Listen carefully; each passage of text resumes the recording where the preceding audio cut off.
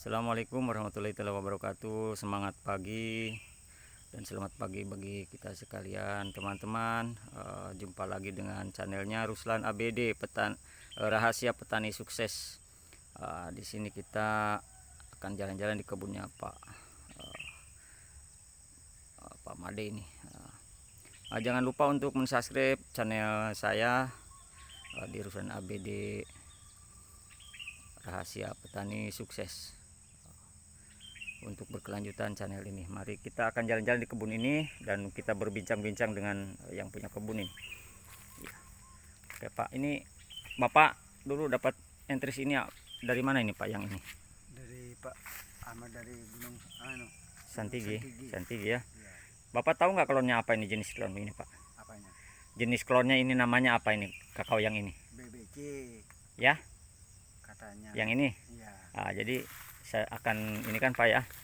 Nah ini Pak, namanya kalau di sertifikatnya itu menurut dari Kementan itu ini S1 Pak.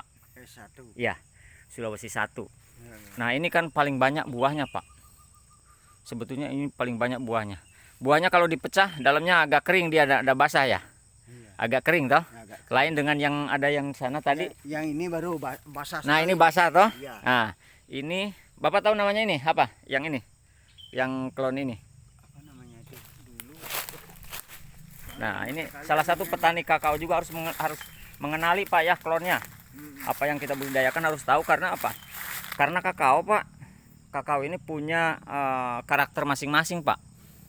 Karakternya masing-masing, maksudnya ada kekurangannya, ada kelebihannya sendiri-sendiri. Jadi ndak semerta-merta semua kakao itu jenisnya sama, kita perlakukan sama, ndak bisa Pak. Jadi ada perlakuan masing-masing. Sama dengan manusia Pak. Iya. Manusia setiap orang itu berbeda. Nah kakao juga sama Pak.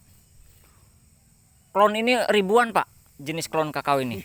Iya, tapi yang kita budidayakan di Indonesia adalah bagaimana kakao ini yang dibudidayakan oleh masyarakat pada umumnya adalah kakao yang sudah direkomendasikan oleh Kementan atau badan sertifikasi lainnya gitu, yang sudah mempunyai legalitas yang jelas. Nah ini Pak, namanya S2 Pak ya. Ini namanya S2. Ya, Sulawesi 2. Kenapa dibilang Sulawesi 2 Pak? Itu nama sertifikatnya Pak, tapi aslinya dulu ini BR25 Pak. Oh, aslinya. Aslinya itu BR25. BR25 ini kenapa di BR25? Jadi saya mendengar, cuma kurang tahu persis apa namanya, lebih ini lagi, cuma saya pernah mendengar, mudah-mudahan tidak salah. Jadi BR25 ini ditemukannya di perbatasan, tidak jauh dari perbatasan Malaysia dengan Indonesia Pak, tapi posisinya ada di Indonesia. Nah itu posisinya adalah 25 km dari perbatasan Malaysia Indonesia, itu di wilayah Kalimantan Pak. Dan ditemukanlah klon ini oleh yang namanya Pak Hussein, itu di riset Pak di PT Mars. Ternyata klon ini bagus waktu itu, waktu pada zamannya. Buahnya banyak dan rajin berbuah, dan termasuk tahan hama dan penyakit. Makanya direkomendasikan ke pemerintah untuk menjadi klon unggulan. Oh, pantas Pak. Ya. Sama dengan bincang-bincangnya Bapak. Iya. Yang saya beli sambungan dulu ini kan dengan itu. Iya. Kan bicaranya begitu. Iya. Besar-besar katanya, buahnya, bijinya besar-besar. Iya. Ada dia pokoknya bagus, ya dia bilang. Dia, betul, saya betul bilang. Nah. Yang dulu gitu. Iya. Sekarang Ini kan Pak, ini cocok Pak, ini jodohnya ini sudah.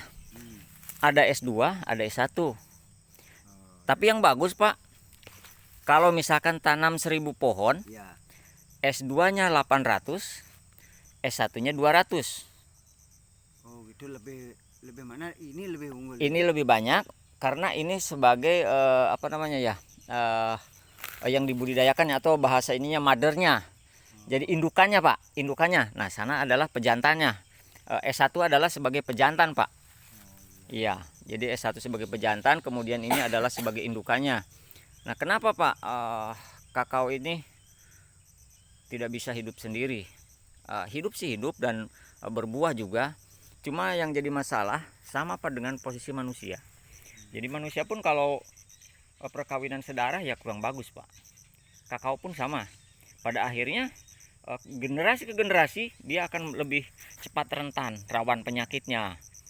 Jadi harus ada persilangan. Yang bagus bahkan di dalam satu kebun itu lebih dari 2 Pak. Oh iya iya. Iya, itu yang bagus. Ini kalau ini macam ini bibit apa namanya ini? Dulu ini unggul sekali, ini kan ada di SP. Ini lokal, Pak. Oh, bukan lokal ini. Lokal Pak. Hah? Lokal. Tapi Lokal, ya. lokal ini. Hybrid ya. Lokal, jenis lokal Pak. Jadi semua yang ini jenis lokal yang sudah Di SPC sebelah jembatan itu di kanan kan banyak dulu. iya. Nah, Ini sebetulnya kalau memang bagus Pak bisa dibudidayakan sama Bapak. Dapat entrisnya bagus, bisa Bapak tempel lagi. Jadi kalau saya tidak apa namanya ya. Jadi kalau menurut Bapak ini bagus buah ini, ambil saja Pak interestnya. percabangan entrisnya yang cari Bapak entris ini yang mendatar Pak ya.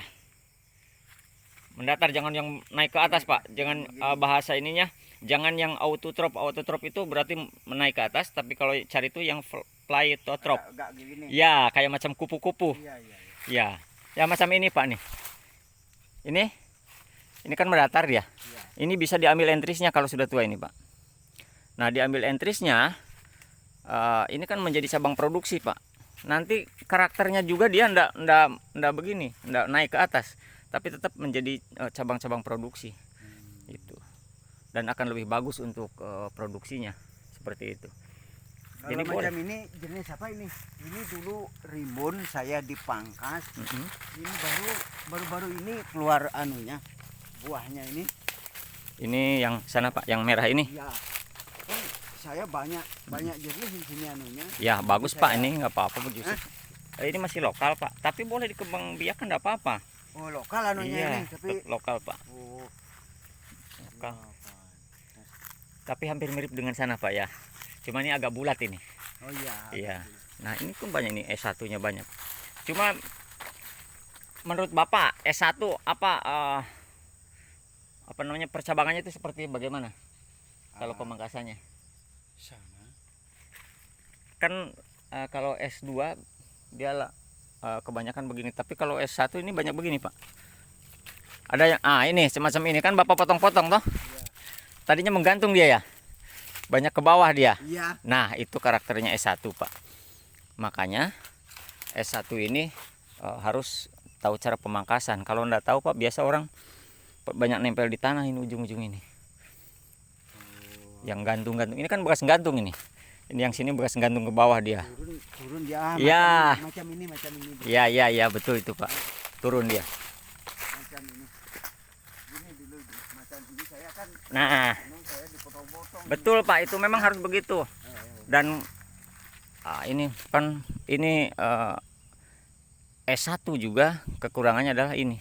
Busuk buahnya kan paling lebih banyak.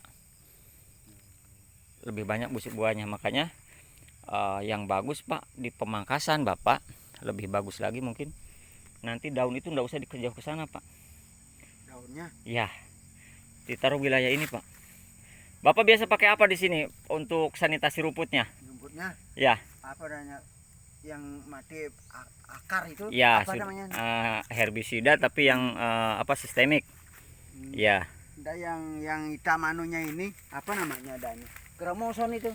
Oh. Campur anak yang pakai tanahnya yang gemur itu apa ya namanya? Ya, pakai M4. N4. Saya di anu itu. Jadi Pak sebenarnya kalau M4 dicampur racun itu nggak jadi Pak. M4 itu bakteri Pak. Udah bisa itu ya? Ya, yang namanya bakteri kan makhluk hidup.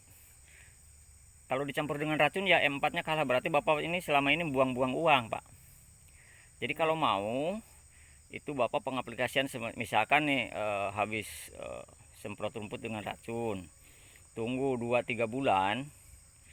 2-3 bulan baru M4 Bapak kasih. Karena untuk mengganti tadi mikroba-mikroba dalam tanah Pak, dengan penyemprotan ini pasti ada yang berkurang lagi, mati, berkurang lagi terus seperti itu. Oh berarti salah. Ya. Betul. Bukan salah Pak, keliru Pak. Masih keliru karena belum paham. Enggak apa-apa Pak. Karena manusia itu ada kesalahan, tapi yang penting mau memperbaiki ke depannya. Kemudian ini Pak dimulsa Pak ke sini. Jadi Bapak nanti kalau ini dimulsa di sini di wilayah ini, satu keuntungannya pas ini Pak. Ini kan Phytophthora Pak, jamur. Jamur ini bisa terjadi jamur ini kalau ada musim hujan, ada percikan di sini ke sini, percikan ke sini dari tanah ini percikan nih. Dia kan bawa spora Pak, jamur itu. Begitu ini ternyata ada semut lagi. Semut yang ngerayang, dia sudah nempel di ini, bawa spora, nempel di buah. Busuk buah lah terjadi. Bisa juga tangannya Bapak pegang ini, kemudian Bapak pegang yang sehat, nular juga Pak. Parang atau senjata yang Bapak pakai gunting, misalkan habis pakai gunting yang ini sakit ini, Bapak gunting lagi yang sehat, nanti nempel lagi itu sporanya, berkembang biak lagi dia. Kalau yang macam ini taruh bisa dibuang jauh apa bagaimana? Ini yang bagus dikubur Pak. Yang bagusnya? Ya, di bawah sekitar 20 cm dari jadi tanahnya itu untuk menimbun sekitar 20 cm, dia enggak naik lagi. Harus dikubur yang bagus ini. Karena Bapak sebar di sini, ini kan jamur Pak. Nanti pas hujan dia nyebar lagi, nular lagi. Iya. Ya itu. Jadi Bapak kalau mulsa Pak, kalau daunnya pangkasan pruk di sini, kalau cipratan hujan kan enggak ada ke sini Pak. Karena tertahan oleh daun. Satu itu. Kedua, Bapak kalau melakukan penyemprotan untuk rumput juga wilayah perakaran di sini tidak akan terjadi tidak akan tersemprot oleh. Oh iya betul. Kemudian akan jadi pupuk juga nantinya. Itu. Jelas banyak keuntungan Pak dengan sistem pemulsaan. Pemulsaan namanya Pak ya. Jadi kalau mangkas Bapak nanti tumpuk di sini. Penting dikasih jarak aja, jangan terlalu numpuk di sini Pak ya. Nah, di sini agak bersih lah wilayah sini. Ya ini. Jadi intinya misalnya saya mangkas ini dibuang ini kan Pak ya. Iya. Membuang ini. Taruh di sini ya seperti itu ditumpukan. Terima kasih banyak Pak. Terima kasih. Nah, ini nanti kedepannya Bapak akan lihatlah nanti hasilnya. Iya, terima kasih. Iya. Nah itu. Jadi kalau pemulsaan itu kan banyak. Tadi rumput juga nggak numbuh di sini Pak. Iya. Jelas. Saya itu udah susahnya rumput-rumput macam ini kalau tidak disemprot. Ya. Baru kan ini perakaran Pak, kalau sering kesemprot kena semprot Pak. Perakaran seperti ini. Ini kan bekas luka Pak. Kena jadinya dia ya. Bekas luka Bapak terus nyemprot lagi toh? Iya. Iya. Itu akan bermasalah. Nah, jadi saya pikir Pak untuk klonnya di sini sudah bagus, cuma di sini sudah banyak yang kosong Pak ya. Bapak rencana bagaimana ini? Mau bertahap ditebang, mau sistem sulam, atau bagaimana ke depannya ini? Karena masih banyak saya lihat ini yang kosong-kosong ini. Nanti kalau ini Bapak kan sudah tahu keadaannya kan. Kalau saya ditebang ini nanti ininya kalau bisa Bapak minta tolong ini kalau bisa disulam dulu, nanti kan bisa lagi. Ya. Ada hasilnya. Bisa menyulam Pak, tapi rekomendasi saya adalah ini nanti habis panen pangkas produksi dulu Pak. Jadi ranting-ranting ini macam itu Pak, sudah kena PSD itu Pak ya. Yang itu tuh. Itu yang ada hitam-hitam daun itu separuh-separuh, itu PSD Pak namanya. Nah ini kan menular Pak. Misalkan Bapak nanam di sini, di bawah sini ada hujan Pak, apalagi hujan malam, dia jatuh kena daun yang muda di sini yang di bawah, tertularlah dia. Jadi harapannya tetap itu dipotong dulu Pak, kasih bersih atasnya, enggak apa-apa. Yang penting dapat musim cuaca masih penghujan, jadi nanti malah bagus tunasnya Pak. Cuma memang ini agak mungkin sekitar 7 bulan Bapak akan puasa, nggak ada buah toh. Tapi nanti hasilnya akan lebih bagus Pak. Jadi wilayah sini dekat dipotong dulu atasnya, daun-daun yang kena hama dan penyakitnya ini diturunkan, baru Bapak nanti melakukan penyulaman, bisa. Karena saya juga kalau rekomendasikan tebang semua ini masih sayang Pak, buahnya masih banyak. Kecuali Bapak mau sebelah sana sudah kurang tuh, ada beberapa pohon, tebanglah beberapa pohon di sana. Bapak bikin barisan tuh di sana. Ada 100 atau 200 pohon khusus yang bersih, memang tidak ada saingan, dan itu pertumbuhannya akan lebih bagus Pak. Gitu. Lebih cepat. Jadi kakao sambung pucuk Pak, itu 1,5 tahun itu sudah belajar buah. Bapak mau saya ajak jalan-jalan, nanti ada 1 hektar percontohan yang sudah saya bikin. Bisa dilihat Pak di enggak jauh dari pasar cabang 3 Pak. Kalau mau jalan-jalan kita jalan-jalan ke sana. Iya. Hari apa kira-kira Bapak bisa waktunya? Boleh. Hari apa kalau ini sebenarnya ada yang ngaben sebenarnya. Oh, Sebenarnya ini iya. ada kerja bakti di rumah. Di atas. Ya, orang di masyarakat. Oh, berarti ini hari ini Bapak mau ada kerja bakti? Sekarang ini? Iya. Sekarang ini ada, tapi yang orang perempuan. Ini Oh. saya sudah janji dengan Bapak, kan nanti saya tidak Iya, enak iya. rasanya. Nanti bikin waktu ulang aja Pak, boleh. Nanti teman-temannya Bapak dari kelompok ada beberapa orang kayak macam Pak Mahendra, terus siapalah yang walaupun belum masuk kelompok nggak apa-apa Pak, yang penting masih tertarik di kakao. Kita lihat yuk ininya dengan Pak Ruslan. Kita akan perlihatkan bagaimana supaya kenapa kan kita mau budidaya itu Pak, satu jangan asal nanam ya Pak. Jadi sebelum nanam ya pelajari dulu lah kalau bisa. Oh iya. Iya, jadi jangan sampai nanti begitu nanam tanaman mulai tumbuh kita bingung ini mau diapain ini tanaman. Tapi kalau Bapak sudah kuasai sedikit-sedikitnya pengetahuannya kan, begitu tanam sudah, oh ini umur sekian harus seperti ini, umur sekian harus seperti ini, jadi akan lebih puas hasilnya Pak. Iya, seperti itu Pak ya. Iya, jadi untuk di sini kalau bisa ini nanti siapa tahu nantinya ya. Bisa dicarikan bibit atau bagaimana. Ini kan tempatnya ini. Oh, bisa Pak. Ya. Kita di ini bibit sudah ada, mungkin 3 bulan sudah siap tanam Pak. 3 bulan ke depan sudah siap tanam. Sekarang sementara ada yang menyambung.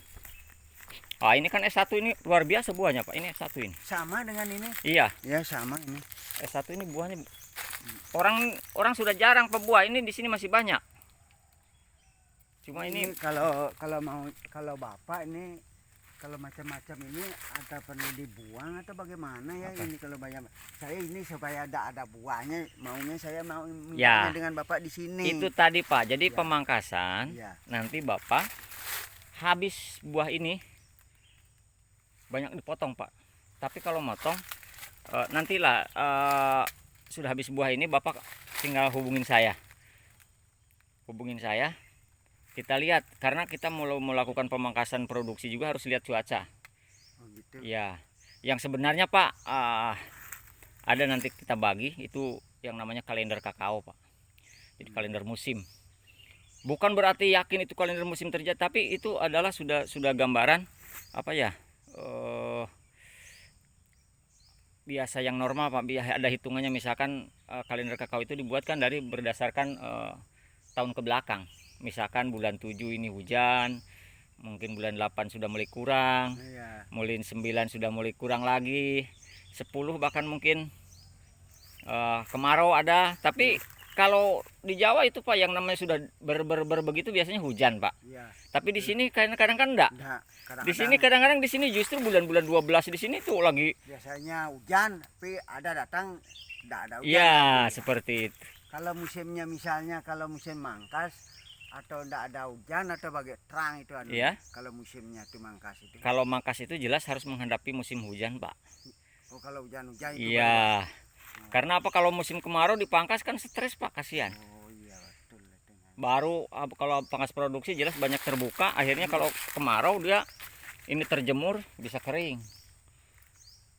Iya. Jadi nanti dilihat ini mungkin sekitar bulan 12 ini Pak kayaknya sudah mulai habis ini buah.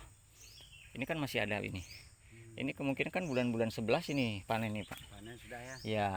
Jadi bulan 12 mudah-mudahan nanti lihat ada musim hujan bisa melakukan pangkas produksi. Nanti kalau sudah misalnya agak kurang buahnya, nanti kalau saya Bapak ada waktu saya mau telepon atau bagaimana caranya saya minta tolong. Ya, siap Pak. Ya, siap. Ini lagi, ini saya memang banyak buahnya tapi agak kecil nih, coba apa namanya? Ya, mari teman-teman kita jalan-jalan ini di kebun ini banyak. Saya cocok Pak, saya senang sekali dengan kebun begini. Jadi di dalam satu kebun bukan cuma 1 klon atau 2, ini bahkan 3, 4, 5, ada 5 jenis ini. Ini masih, kalau ini ikri Pak. Ikri namanya. Iya, ikri berapa ini? Ikri 04 mungkin ini kayaknya. Oh, Ini kecil buahnya Pak. buahnya anunya Kecil, tapi- kering. Ya. Ya, Mm-mm. itu jadi menurut saya nanti untuk dibudidayakan dikurangi saja ini. Ya, kasih kurang aja ya. Ini kecil sekali Pak, produksinya rendah sekali. Memang buah banyak Pak. Tapi itu buahnya itu aduh, kita capek nih. Kayak macam apa kalau orang di Boban dia bilang, wah ini macam kotoran kambing dia bilang buahnya ini. Memang anunya kecil-kecil sekali. Iya. Anunya. Udah anu nih kan mau rencananya mau gitu. Kalau udah ada Ini juga hati-hati Bapak ya kalau pakai ikan parang. Itu kan buahnya kecil Pak dia. Ini bijinya. Jadi ini kalau biji ini Pak, kalau di dalam untuk penyortiran biji ini kurang masuk Pak. Karena apa? Kalau kualitas yang ekspor itu biasanya kakao ini yang paling tidak 1 kilo itu 1.100 atau 1.150 butir begini Pak, paling banyak. Ini kalau ini mungkin hampir 2.000 mungkin ini 1 kilonya. Iya. Nah kalau S2 Pak, kalau S2 dengan pemupukan yang bagus itu bisa sampai 1.100 bahkan 1.050 saja per kilo kering itu. Sama dengan S1. itu yang Ya. Ada lagi yang bagus Pak, MCC 02. itu yang sebesar itu. Itu hanya 700 saja Pak. 1 Bahkan kilo. 680 biji 1 kilo kering. Jadi Bapak bisa bayangkan perbandingannya, ini mungkin 40 gelondong 1 kilo. Iya. Kalau sana cuma 16 Pak. Wah, jauh itu anu. Ya, 16 gelondong. Nanti saya akan siapkan Pak. Kita coba, mungkin tidak banyak, saya mau kasih entrisnya untuk contoh Ya, ini atau kan bisa ditanam anu ini. bisa Pak ya. Tanam yang bibit sambung itu. Bisa Pak. Sambung pucuk itu kan. Mm-mm. Ini kalau Bapak punya bibitnya itu saya. Iya. Ini kalau punya Bapak entrisnya ini saya mau diganti, ini kan masih lokal ini. Ya, Yang bisa satu Pak. ini. Nah, Bapak juga bisa cupon sebetulnya Pak. Paham cupon Pak ya, disambung apa namanya? Ada tunas air. Tunas saya macam ini, Ya, macam ini. disambung pucuk. Oh iya. Bisa juga Pak. Ini kayak macam saya lihat ini. Tapi kalau bisa dibuat Pak, dibuat cupon yang dekat dengan tanah Pak. Ini boleh Pak. Ini boleh kan dekat nih. Sebetulnya ini tadi tuh yang bagus di sini. Dia kan kalau ini hidup dia keluar akar Pak. Oh kalau dapat itu ya. Ya. Dan Bapak juga bisa bikin sebetulnya. Bisa diusahakan kita dengan cara membuat cupon yang bisa nempel di bawah. Sudah tahu atau dengar ininya caranya? Kalau tidak dikasih tahu Bapak saya ini kan tidak tahu saya ini Ya. yang kalau memang betul ini saya kan dipiara ini. Ya. Ya nanti kalau sudah saya anu ini dipiara nanti kalau ada tumbuh-tumbuh orang anu lain-lain ini. Iya. Nanti Nah ini gitu. bisa juga Pak, Bapak bikin misalkan sini kosong tuh. Ini Bapak gergaji Pak. Gergaji, pakai gergaji seret ke sini. Tapi jangan kasih lurus Pak, kasih ini. Miring. Supaya cuma apa namanya kulit ini yang tergorok. Jadi ke dagingnya ke kayunya itu sedikit aja. Gesek sebagian sampai sana, diputar gesek. Nanti dikasih besar sedikit supaya tidak numbuh lagi kambium ke sini.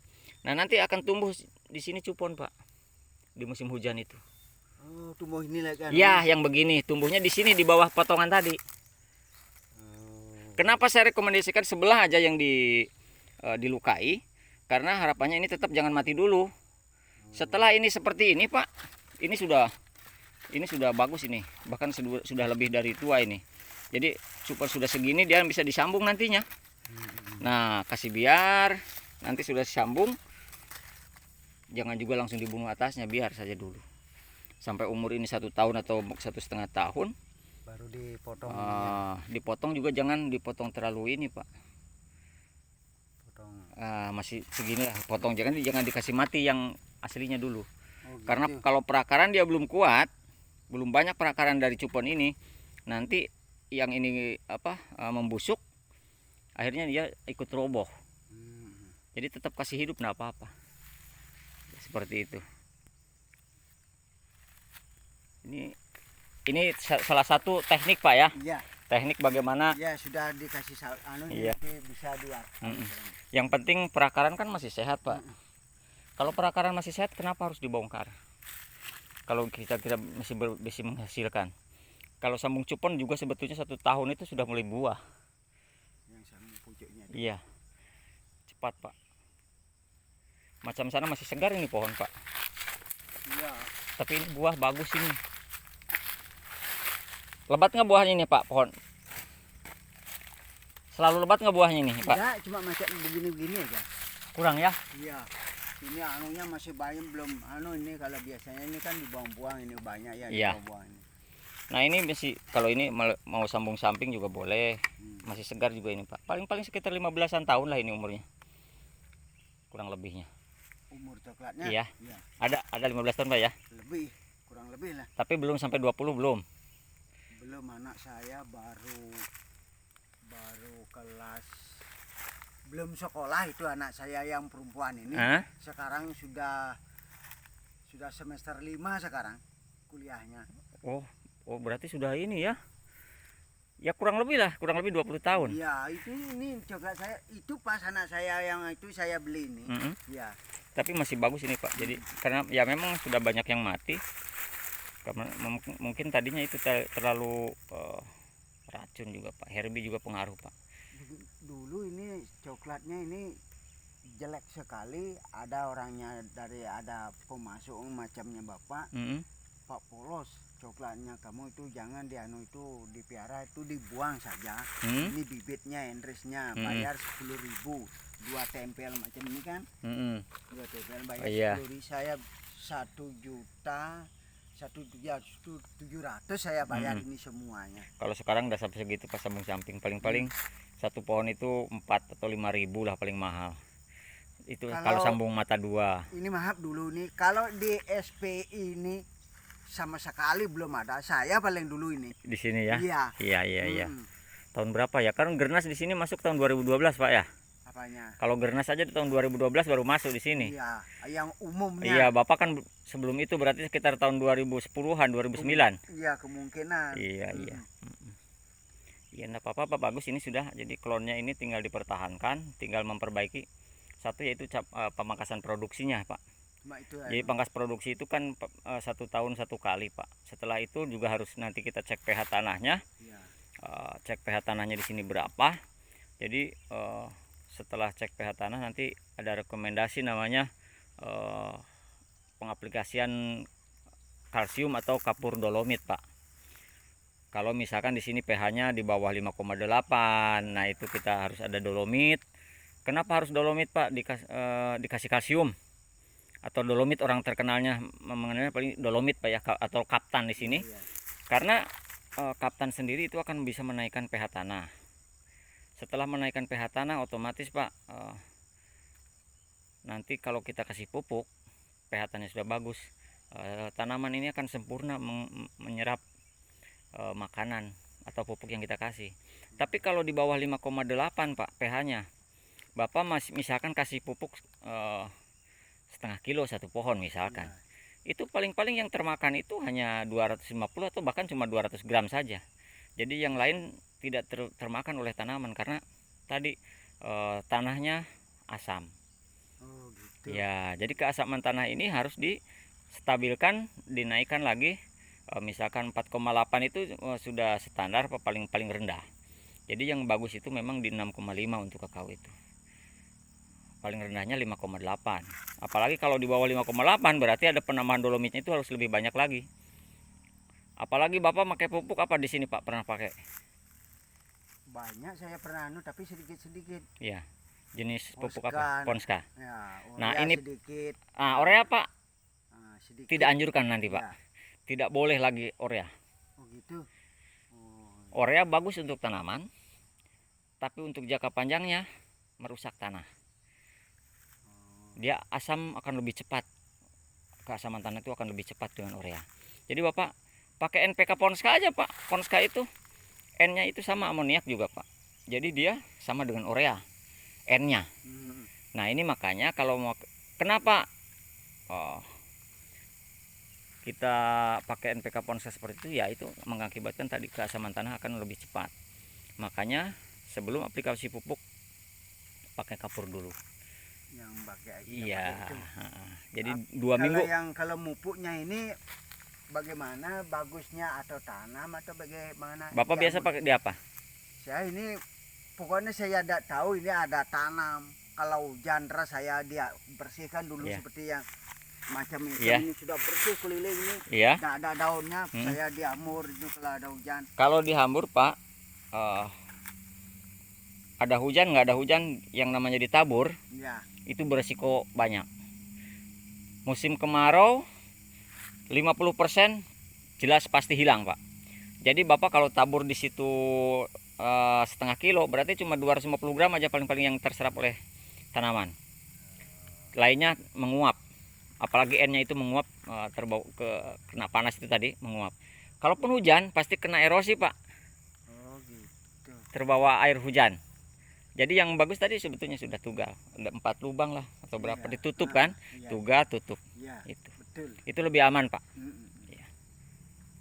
Untuk masalah pupuk. Terus apalagi kira-kira apa yang kalau ini lokal ini juga? lokal Pak? Lokal ini. Iya. Tapi banyak buahnya Pak ya. Enggak apa-apa, dibudidayakan enggak apa-apa. Jadi yang tadi percampuran di sini ada S2, S1, ada lokalnya. Kemudian ada ikrinya, enggak apa-apa Pak ditanam. Itu lebih bagus. Makanya kenapa di sini buahnya masih banyak?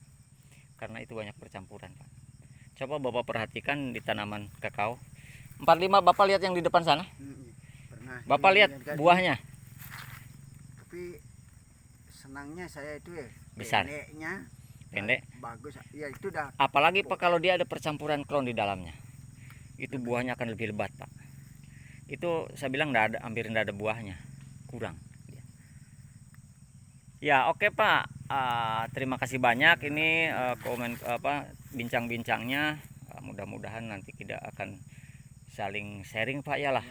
Saya juga bukan 100% mengajarin, cuma ada sedikit pengetahuan yang saya dapat itu saya bagikan dengan Bapak, karena jelas ilmu itu tidak akan bermanfaat tak kala kita cuma dipegang sendiri. Itu. Siapa tahu nanti Bapak ada pengetahuan saya transfer ke Bapak, Bapak malah transfer lagi dengan anak keturunan saya. Kan seperti itu Pak. Jadi bermanfaat ilmu itu. Jadi bukan banyaknya ilmu, tapi biar sedikit kita amalkan. Pasti akan bertambah Pak itu Pak. Pasti akan bertambah. Bertambahnya ilmu itu bukan berarti kita cari sebanyak-banyaknya, tapi dapat satu ilmu, pengetahuan kita amalkan. Kita bagi dengan teman-teman. Dan itu pasti akan bertambah lagi ilmu kita. Seperti itu. Iya, terima kasih banyak sama-sama Pak. Iya, oke Pak. Ya. Salam petani kakao. Semoga sukses selalu Pak. Ya amin, dan perekonomian kita akan meningkat lagi. Amin. Terima kasih banyak.